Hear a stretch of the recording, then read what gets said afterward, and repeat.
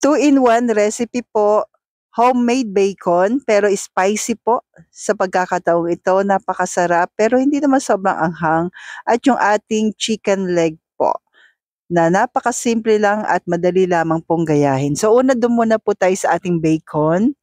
Alisin lang po natin yung kanyang pork skin, hinihiwalay ko po tapos ginagawa ko po siyang chicharon, o 'di ba po, walang sayang. So after natin mahiwalay katulad po niyaan, titimplahan na po natin yung ating bacon po. Yan, nilagyan po natin ng paminta, asin. So yung unang bacon ko po na nagawa before, asin at paminta lamang. This time, mag-a-add po tayo ng kayin. So, sa kalahating kilo po ay 1/2 teaspoon po yung nilagay ko po, tama lang naman siya. Pero kung nakukulangan po kayo, pwede nyo naman pong dagdagan. Salamat po at kung umabot ka po sa part na ito po, ano pa pong mga meat ang gusto po ninyo na gawan natin ng simpleng recipe po. Thank you po. Then ito na po, niluto na natin. Konting mantika lang kasi meron naman siyang natural oil. So madali lamang po at napakasarap. Kompleto na po sa nutrients.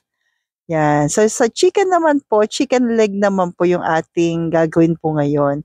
Before, asin paminta lang po ako. Ang sarap actually, yung mga simple lang na luto. Pero this time, nag-add po tayo ng kalamansi. Yan, pag walang kalamansi, pwede rin namang lemon. Mga 1 to 2 pieces po sa 1 kilo. Kaunti lang naman ang kailangan natin. So, kayo na pong bahala mag-add kung gusto nyo po. At naglagay na po tayo ng paminta. Then, pampalasa ko po ngayon ay coco aminos po. Medyo paubos na kasi siya kaya nahaluan ko na po ng konting tubig. Sayang din naman kasi 'di ba po? Para walang sayang. Pero don't worry po, masarap pa rin siya kasi mag-a-add din tayo ng asin.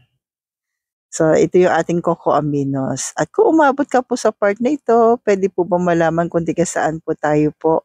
Para alam ko lang po kung saan aabot ang aking video. Thank you po. And after ma-fry, eto na po siya. Yan, minarinate muna pala natin ng 30 minutes at eto na po. So, stay healthy, stay low carb.